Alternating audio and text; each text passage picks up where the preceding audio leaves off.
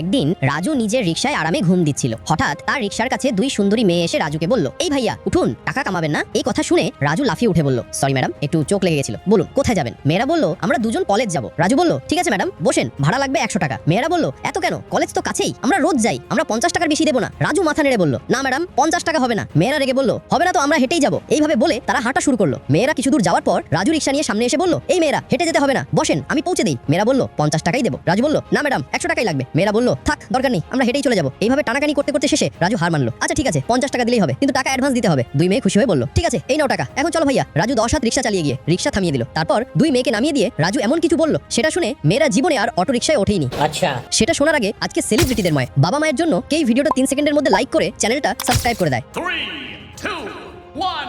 তারপর রাজু বলল, ম্যাডামেরা, আপনাদের কলেজে পৌঁছে গেছি। এক মেয়ে আরেক মেয়েকে বলছে, আরে আমরা তো এখনই চললা, এত তাড়াতাড়ি পৌঁছে দিল, এই রিকশাওয়ালার কাছে তো আমরা নিজেরাই লুটে গেলাম।